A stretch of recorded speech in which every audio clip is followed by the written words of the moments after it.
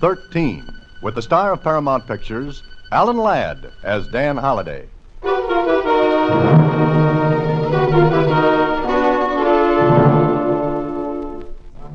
Box 13, care of Star Times.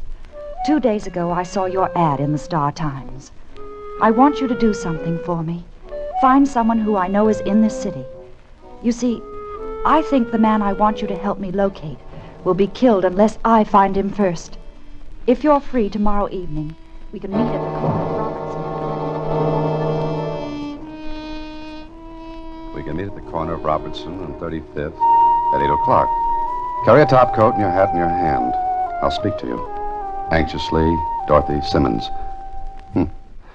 Sure, it sounded like 100 other letters I get through Box 13. But when the thing was over, I wished the mail carrier had taken a detour somewhere on his appointed rounds.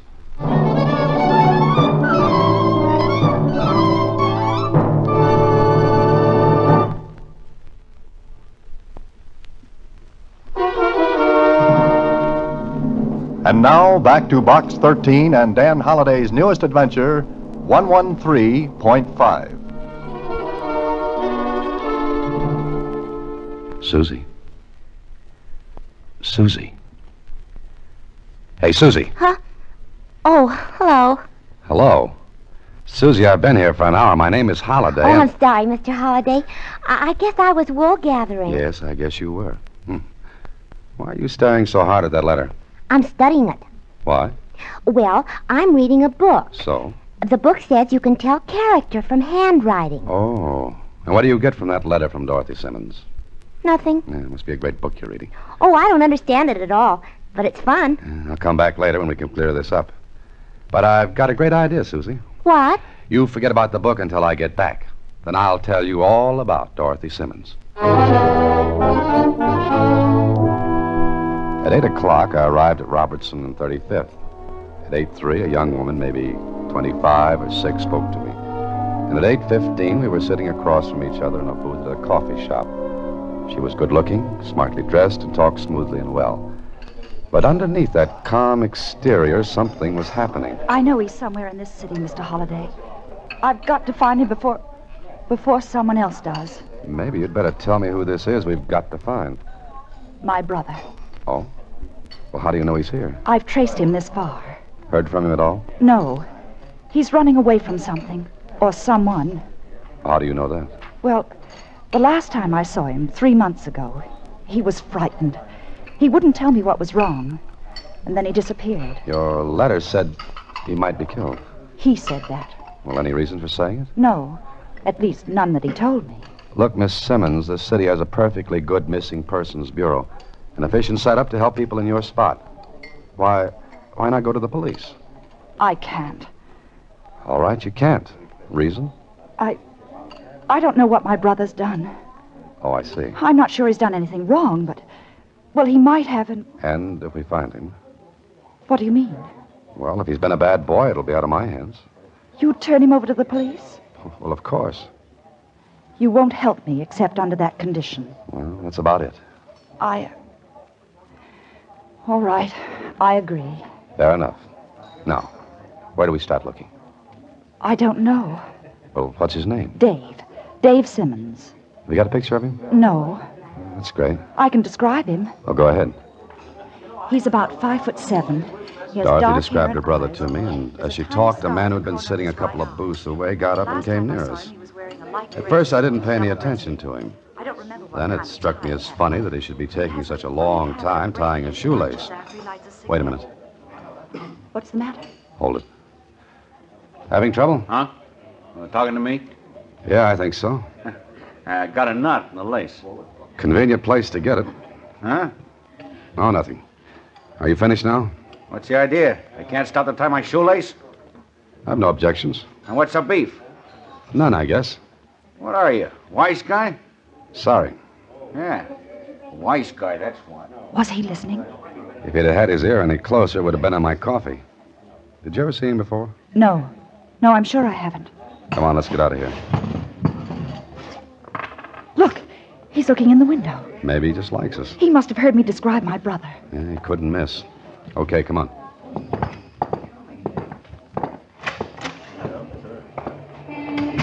He's gone. Uh-huh. You sure you've never seen him before? Oh, I'm positive. Must have been following you. Following me? Couldn't have been me because there was no reason for him to tail me. But why should he be after me? I don't know. Yet. Where are you staying? Oh, the Wilmington Hotel. Mm-hmm. Okay. Cab! Hey, cab! What are you going to do? Put you in a cab and see that you're not followed. Oh, but what about you? Mr. Shoelace doesn't know it, but he gave us a lead. All right, get in. When will I hear from you? I'll get in touch. Oh, no. I'll get in touch with you. But why shouldn't I call you? Please don't. Just let me call you tomorrow. Okay. Here's my card. Thank you. It's all right. Wilmington Hotel, driver. I waited for a cab to follow the one Dorothy had taken. None did. Mr. Shoelace had dropped out of sight, at least until the next day. It was about 11 in the morning at my apartment when... Come in. Well, hello. Hello. I see you're wearing knotless shoelaces this morning. Yeah. Mind if I sit down? No, go right ahead. Thanks. I'll admit this is pleasant, but it can lose its charm. This visit, I mean. Maybe you'd like me to get right to the point, Holiday. There's merit in that suggestion. Uh-huh. You wonder how I found you? No, you tailed me last night. Uh-huh. Good job, I didn't see you. No, nobody does unless I want them to. Oh? Now, about the point you mentioned. Is it still lying around? Holiday, I'll go 50-50 with you. Oh, that's generous of you. 50-50 on what? 20 grand. Now, look, we both beat our brains out if we work alone. If we work together, we got a better chance. That sounds reasonable. But if I knew what you were talking about, we could make more sense. She didn't tell you? Tell me what? What are you trying to do, play coy with me? No, not at all. What should Dorothy Simmons have told me? Who? Dorothy Simmons. What a funny man I am. Yeah, ain't you? What's the big laugh? She said that was her name. That's right. Suppose I told you she was lying. All right. Suppose you tell me. No, I think you're on the level with this.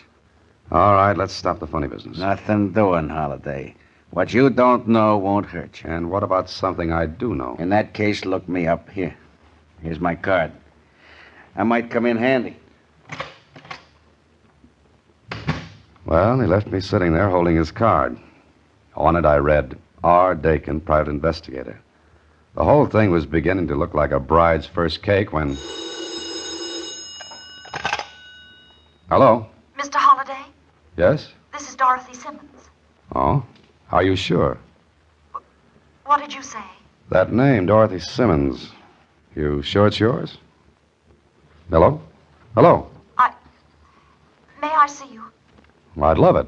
Oh, I had a visitor. Visitor? Who? Our friend last night. Seems his name is Dakin, a private investigator. Private investigator. Yeah, that's right. Now, does he mean anything to you? Can't we talk about it? I mean, not over the phone. Okay, I'll come to the hotel. No, I don't want anyone to know I'm here besides you. That man might follow you. Oh. All right, you name the place. Well, there's a drugstore down the street from the hotel. I'll meet you in there in half an hour. Better make it an hour. All right, an hour. Goodbye. Goodbye. Whatever was going on, it was going in a circle with me riding the edge. But it looked interesting. A girl who said her name was Dorothy Simmons. A man who said her name wasn't Dorothy Simmons. A missing brother and a 50-50 cut in something that would bring $20,000. Yeah, it had possibilities.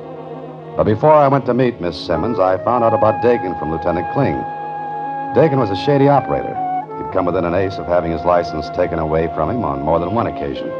But he'd always managed to slip the noose and stay in business. Okay, this looked good. So an hour later, I was with Dorothy Simmons in the drugstore. I don't know him. I've never even heard the name Dakin before. All right. How about your own name? It isn't Dorothy Simmons. Well, what is it? I can't tell you now. Please don't ask me why. When we find my brother, I'll tell you everything. Meanwhile, I've got a ticket on a merry-go-round, and I get dizzy easily. You said you'd help me. Mm-hmm. But I can't fight a mist or hunt for someone in a city. Dakin must know something about my brother, or he wouldn't have followed me. He must have thought I'd lead him to Dave. You've got something. Please find out from Dakin what he knows. I don't think Mr. Dakin is the type that dishes out information just like that. Make him tell. How? Use thumb screws or the Iron Maiden? I've got to know why he's after my brother. I'd like to know that myself. And why you won't tell me your real name. Oh, there are a lot of things I'd like to know. Let's go to see Dakin. And if he tells us anything, I'll tell you anything you want to know. All right. That's a deal. Come on.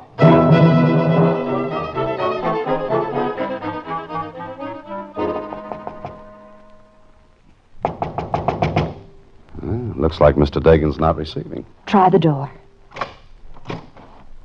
It's open. Mr. Dakin isn't very private, is he? Dakin? Dakin? Why are the shades drawn? Mr. Dakin likes the dark, I guess. And What's the matter? I think Mr. Dakin is all through investigating anything. Be quiet. Dead. He's dead. He's shot. Who killed him? How do I know? Hand me that phone. What are you going to do? Phone the police? No, you can't do that. Look, Dakin's been murdered. I'll do a lot of things for adventure and excitement. But hiding a murder's not one of them. But my brother, suppose he... I told you twice. If your brother's... Please don't call the police. Not yet, please. I said hand me the phone. Come on, look out. Get out of the way. All right. Here. Well, that's better.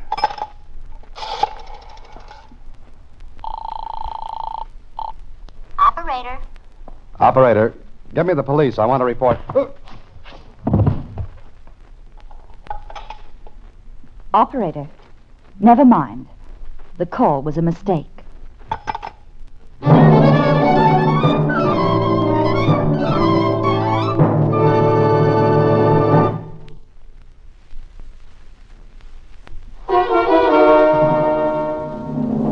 And now, back to Box 13 and Dan Holliday's latest adventure, 113.5. Whatever Dorothy Simmons used to hit me, it was a lot harder than my head, and something had to give way.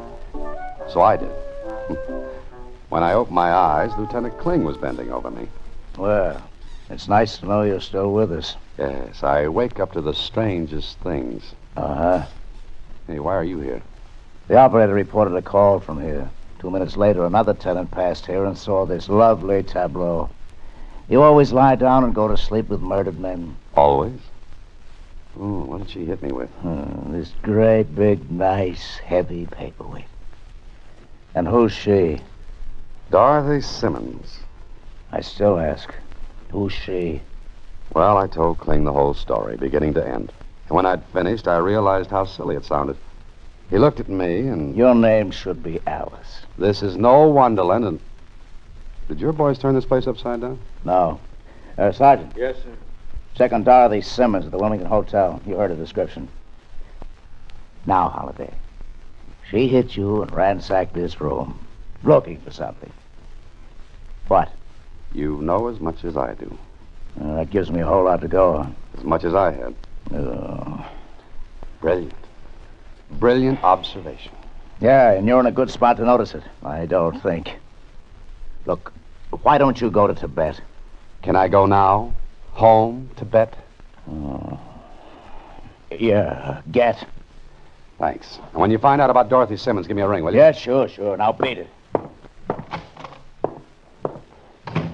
I left the room and walked downstairs into the street. My head was still buzzing like a party line in a crowded neighborhood, but it was clear enough to let me see a big limousine that was parked just across and down the street from Dakin's office building. It hadn't been standing there when Dorothy and I went in to see Dakin. Besides, a face looked out at me from the rear window. Then the face vanished, the car drove away. Well, this was getting better. A limousine, complete with chauffeur. I caught the license number, jotted it down in my head in between a couple of aches, and went back home. Later at my office, I had Susie check on that license number. I've got it for you, Mr. Holliday. The car belongs to a Mr. Josiah Kettering. Huh? Are you sure? Sure. Why? I don't get it. Kettering's one of the richest men in the state, a recluse. Now, what connection does he have with Dorothy Simmons, Dakin, and... Hello? Susie, is Dan there? Oh, sure. It's Lieutenant Kling, Mr. Holliday. Yeah, well... Hello? Your head still on? Barely. Why? Then get this through it. There's no Miss Dorothy Simmons registered at the Wilmington. Well, I told you that might not be her real name. Look, I'm not finished. Nobody of that description is registered there. And before you ask me if I've checked all the way through, the answer is yes. Your dream girl simply doesn't live there anymore. Or ever. Holiday, are you there? I'm not much of any place right now. Better stay where we can put a finger on you. Mind if I go out on an errand meanwhile? Where? Have one of your boys follow me. Maybe I'll need a little company. So long. Hey, there's no... I can go on an errand for you, Mr. Holliday. Oh, not this one, Susie. I'm going to see what Mr. Josiah Kettering has to offer.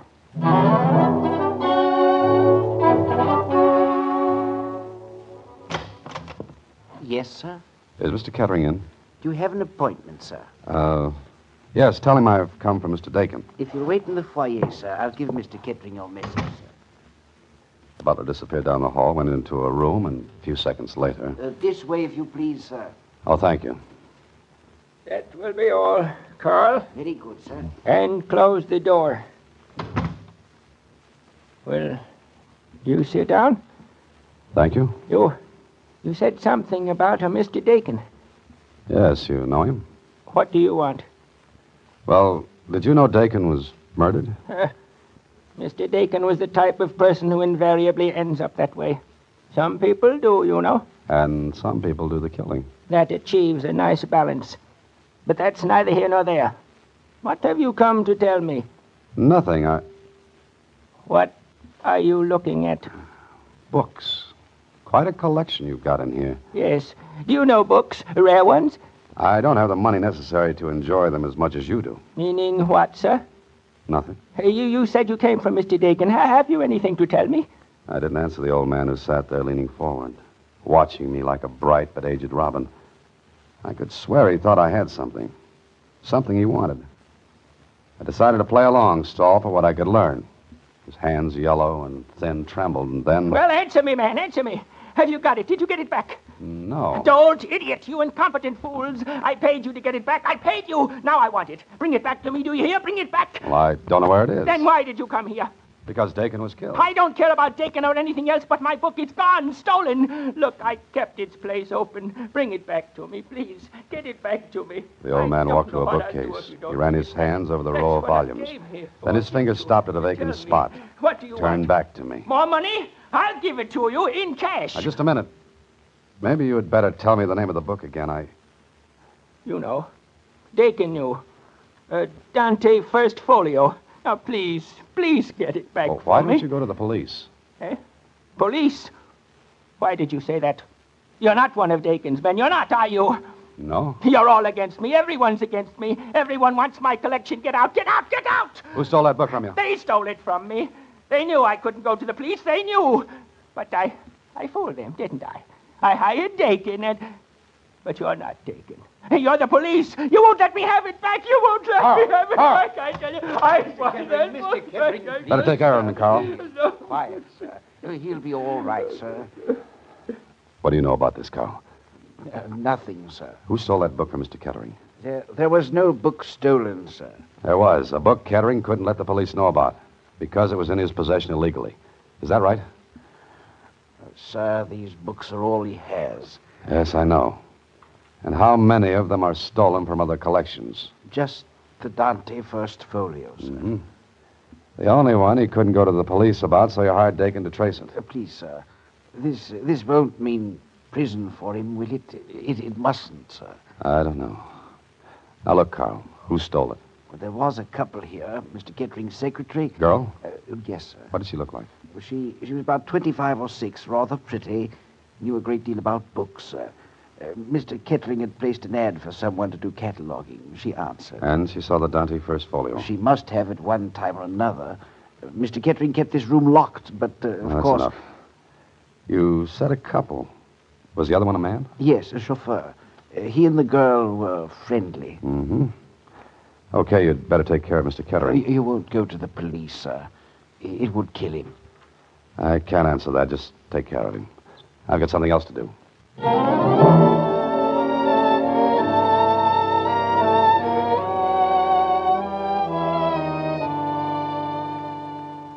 Sure, Kling, it adds up. The girl and the chauffeur got away with the folio. The girl being this, Dorothy Simmons. Simmons, Smith, Brown. What's in the name? She and the chauffeur stole the folio. The girl knew Kettering wouldn't dare go to the police. And why did she go to you? Now, here's my guess. The chauffeur double-crossed her, ran out with the folio. She couldn't go to a reputable private detective agency, and she didn't want the chauffeur to catch sight of her. So she picked you for the patsy, to find the guy. The guy she said was her brother. And it's got to be it. Okay, I'll buy it.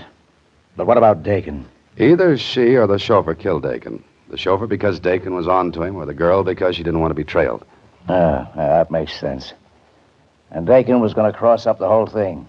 Grab the folio for himself because he knew nobody could go to the police. A nice merry-go-round with a double cross for a brass ring. And no free rides. Okay, that's the setup. But where does it leave us? Find the girl or the chauffeur. Okay. But something tells me that's going to be tough. And it was. For 5 days, the police dragged the city. It was dead end until Kling came to my office and... The man answering the chauffeur's description was picked up about 200 miles from here, in a cheap rooming house. He made a run for it, used his gun. And? He was killed. And the folio. He didn't have it, and he didn't sell it either. Well, how do you figure that? If he had, we'd have heard about it. And even if we hadn't, the guy wouldn't have been holed up in a joint like that. He'd have had dough. Yeah, so where's the folio? The girl? Uh-uh. The chauffeur must have hidden it. You got any ideas? No. What was found on him? Just this. Slip of paper. What's this? You can read. It says 113.5. 113.5. This all there was on him? That's all.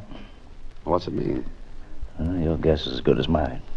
Kling, some place in this city is a folio worth $20,000. 2 men have been killed because of it. Yeah.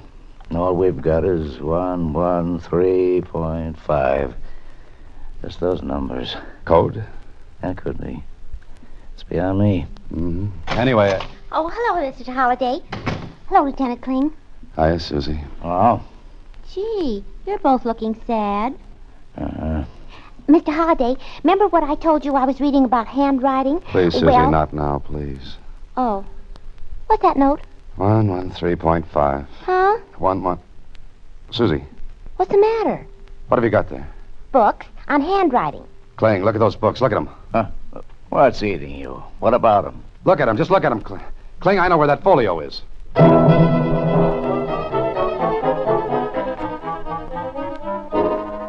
I was sure I was right, but I wanted to go it alone. Kling wanted both the folio and the girl, so I had to be alone just in case. And my destination? The public library. What better place to hide a book than there? I climbed the iron stairs to the stacks that towered over the main reading room. I read the index numbers on them. 111, 112, 113, decimal point.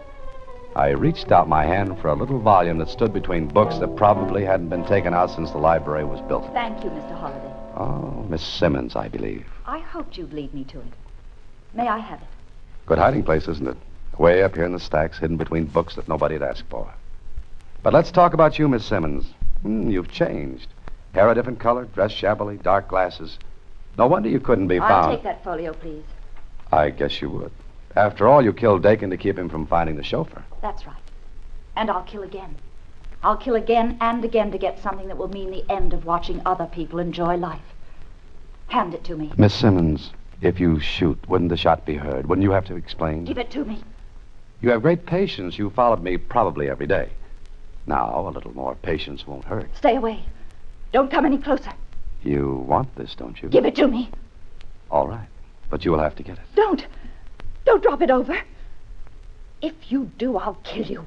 That wouldn't do any good, Miss Simmons. If I drop it over this rail, it'll drop 3 stories into the reading room below. Now, still want to shoot? Please. Please give it to me. Put down that gun. No. Then shoot. But when you do, this book drops.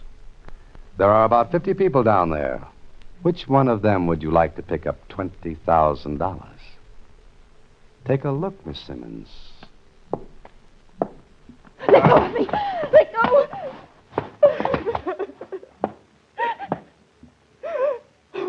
on, Miss Simmons. And you'd better walk ahead of me. Somehow I wouldn't want you at my back on those steep, narrow stairs.